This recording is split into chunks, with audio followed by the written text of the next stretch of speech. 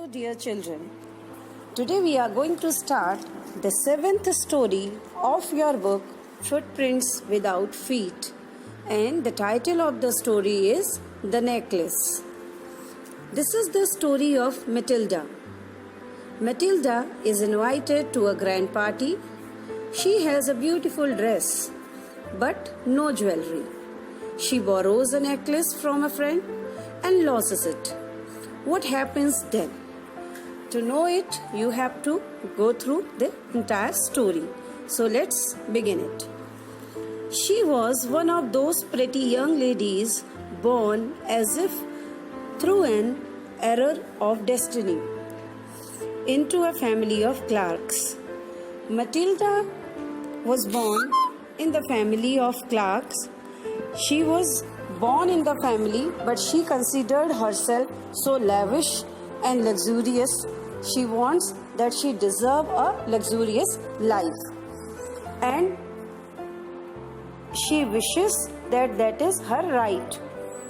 She had no dowry, no hopes, no means of becoming known, loved, and married by a man either rich or distinguished, and she allowed herself to marry a pretty clerk in the office of the Board of Education.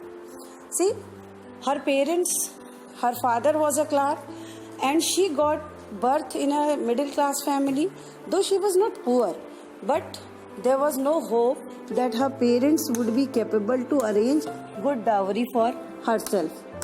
That is why she became ready to get married with a person who was himself a clerk.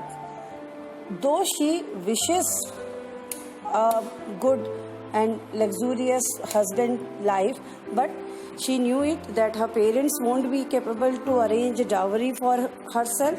That is why she allowed them to find for her a clerk. And he was the clerk in a Board of Education.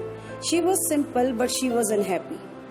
She was simple, her nature was okay, but she was unhappy with her poverty. Though not poor, but a middle class girl.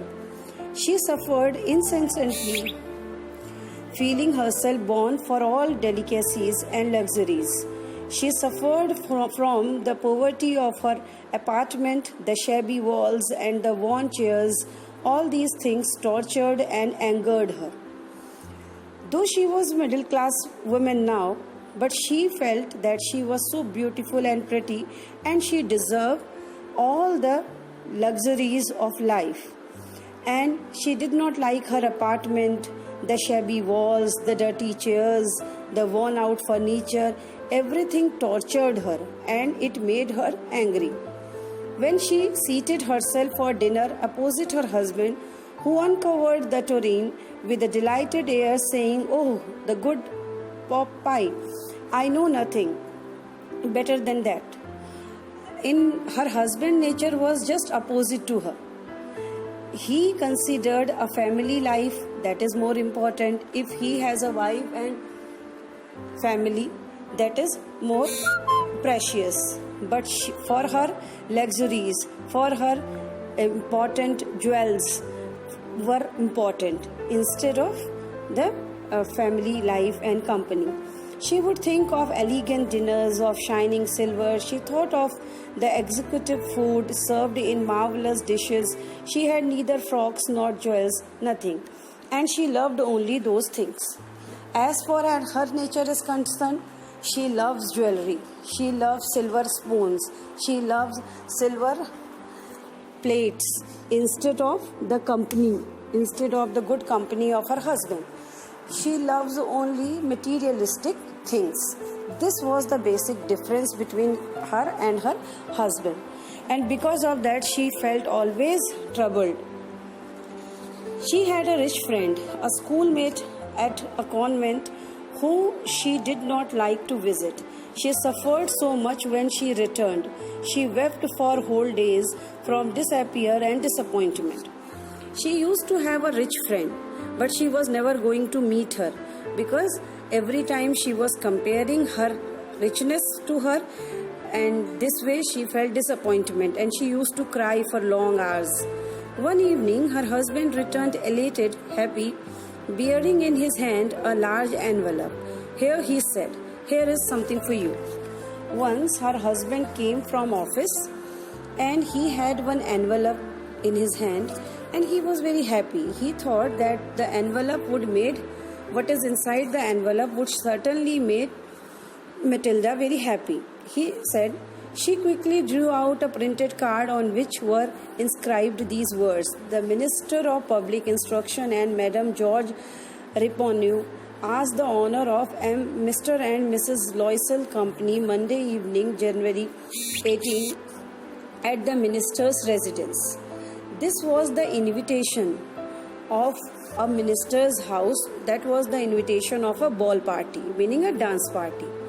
Because that is, the invitation was from a big family, minister's family. So her husband, because he knew it very well that Matilda always wanted the company of rich people, so he thought she would be definitely happy to get that invitation letter.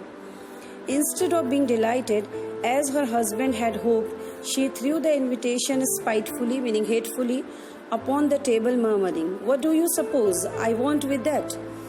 Now Matilda is extremely unhappy to see that invitation letter, and she said, "What do you want? What should I do with that invitation letter?" And she had thrown it with great hatred. "But my dearie, I thought it would make you happy. You never go out, and this is an occasion, and a fine one." Now you see, the husband's nature is very calm, cool, loving. He said, "My dear, because you are never going outside and you love for that, so I thought that this invitation would make you happy. Everybody wishes one, and it is very select. Not many are given to employees." He said, "This invitation card is not given to everyone. Every employee wanted to have it, but it is given to the selected one. So I got it, and I thought you would be happy with this invitation. You will see the whole official world there, and the good opportunity you will get there. You would meet so many officers there." She looked at him with an irritated eye and declared impatiently, "What do you suppose I have to wear to such a thing as that?" She said, I am not unhappy because I don't want to go there. I am unhappy because I don't have anything to wear in that party." He had not thought for that. He stammered, "Why, the dress you wear when we go to the theatre?" Her husband did not think about this. So he said, "Why, the dress what you wore on the theatre day when we went to see the theatre, that is very nice. That one you can wear. It seems very pretty to me." He said, "That looks very beautiful." In this way, we can see that Matilda is absolutely materialistic. But for her husband, things are not so matter, but the incidents, the people, the feelings of people are more important. And he is a very loving and caring husband. So he stammered, "What is the matter? What is..." He was silent, stupefied in dismay at the sight of his wife weeping. He stammered, "What is the matter? What is the matter?" When he suggested one dress, so now Matilda started crying, and her husband could not understand the reason of her cry. So he was inquiring. By a violent effort, she had controlled her vexation and responded in a calm voice, wiping her moist cheeks, "Nothing." Now, Matilda did not answer. Even she cleaned her wet cheeks and said, "Nothing. Only I have no dress, and consequently I cannot go to this affair. Give your card to some colleague whose wife is better fitted out than I." She said, "Because I don't have any good dress to wear on this occasion. That is why I am not going to visit this ball party. Better to give this invitation to any other colleague whose wife had better dress to wear." He was grieved, meaning very sad, but answered. He became very sad, but he answered, "Let us see, Matilda, how much would a suitable costume cost? Something that would serve for other occasions, something very simple." Now her husband thinking is really very middle class, and he said that, "Matilda, please tell me how much amount you want to purchase the new material, new costume but that should be simple, which you can wear on any other occasion.